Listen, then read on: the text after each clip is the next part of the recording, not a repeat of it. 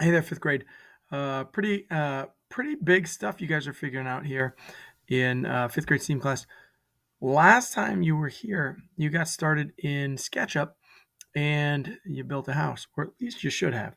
Today we're going to talk about taking that house and adding some layers, adding some complexity, adding some interest, adding some whatever it is you want to add.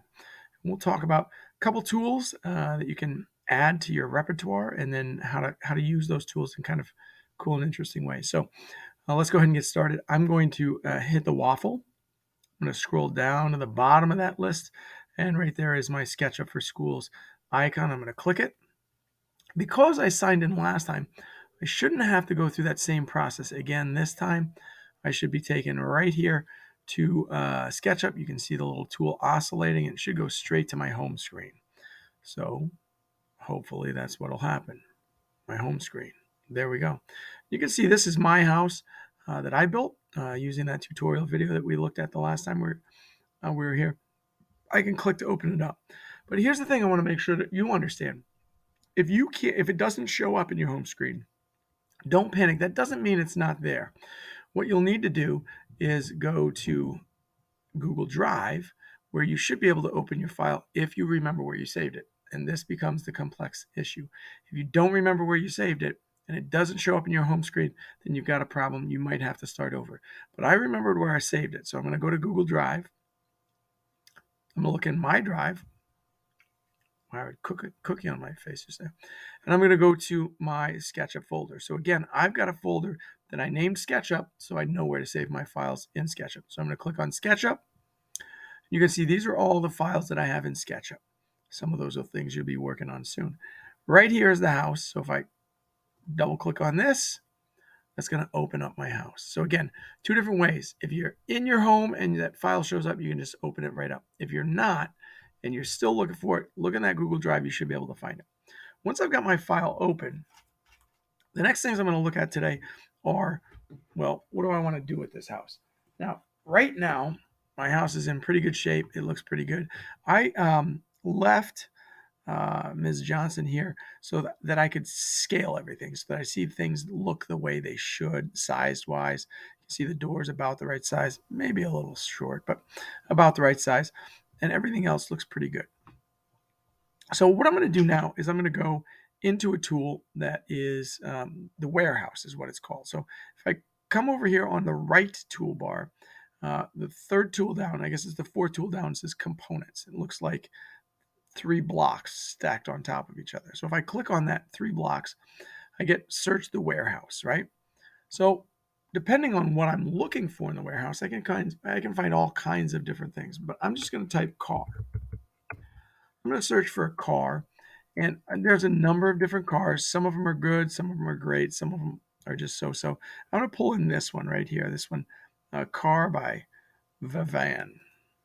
So it's going to import that model, and then eventually when it imports that model, you'll see that that car is following my cursor around. So I'm going to put the car near the house, and the reason I'm going to put it near the house is so that I can look at it next to Miss Johnson. You can see if this is a real car, it's very, very large, especially considering that this person is the scale replica. So this is the size of a person, right? So that car is way too big. So I'm going to go in my menu. The fourth tool from the bottom is the move tool. But if I click on that, I can also get this tool at the bottom of that menu, which is the scale tool. I'm going to click on that. You're going to see green boxes appear in the corners of this object, this car. So once I see those green, you can see a uniform scale about opposite point. That's going to give me the ability to scale it so that it'll stay the same basic shape, but just be smaller. So I'm going to click and drag here until I feel like that's about the right size for a car to be compared to Ms. Johnson. So I'm going to say that's about the right size for a car. And then I'm going to select my arrow tool and then just click off of the car so that I can compare Ms. Johnson and the car in terms of their sizes. So again, comparative to the house looks about right. Comparative to Mrs. Johnson looks about right. So I'm going to say that's about the right size for a car. Now, you're like, okay, well, that was easy, Mr. Emerson. Why would that be all that we're going to do today? Well, it's not. So here's what I want to do now that I have a car. I think, well, seems like I should have a garage for my car, right? So I put the car on this side where there's no windows. You can see I have windows on the other side of my house. So I'm going to put a garage attached onto my onto my house. But I want that garage to be garage door open, so the car's right there and all that kind of thing. I can do this in a lot of different ways. I want you to know that there's a lot of different ways to do this, but I'm going to do what I think is one of the simplest ways to do it, and that's just start with a rectangle. So I'm going to go to my rectangle tool. I'm going to come back to the origin, which is where I started my house, and I'm going to basically drag a rectangle that's big enough that this car can fit in a garage. So I'm going to make that my rectangle. You can see it shows up under my car.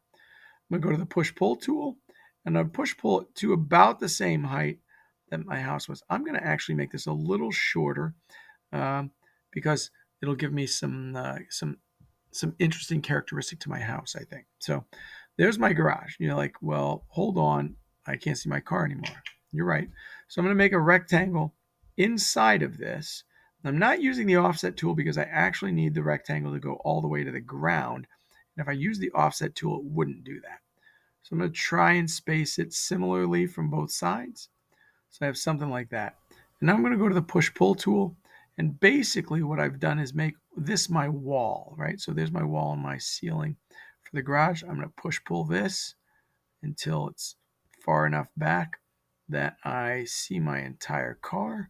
And I don't want it to push-pull all the way through. Oopsies.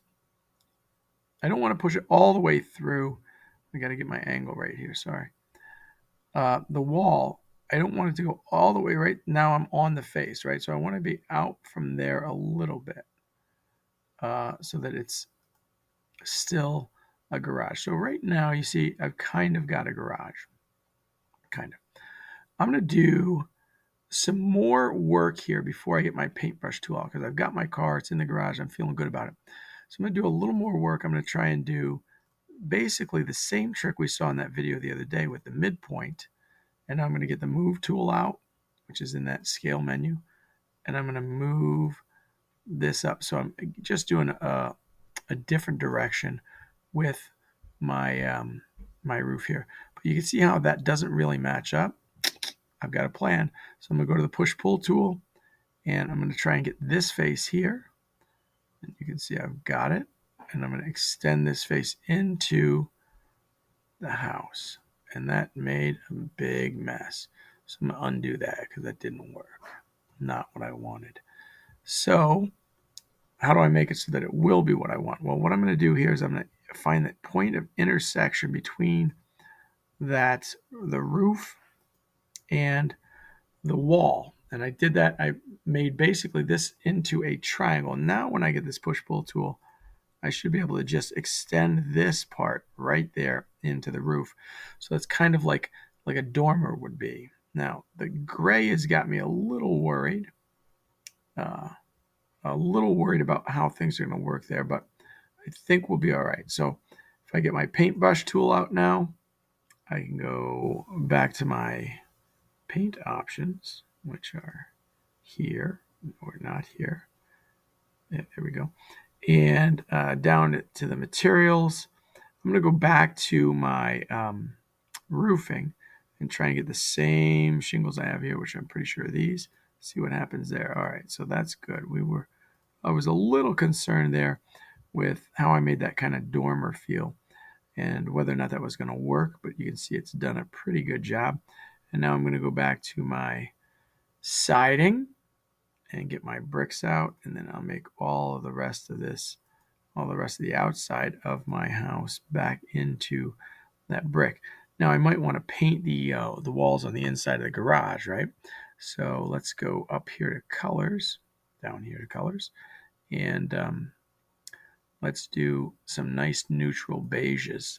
Everybody likes beiges. And we'll leave the ceiling white, and we'll do an accent wall in the back that's orange. Just real wow. Look at that pop of color on that back wall.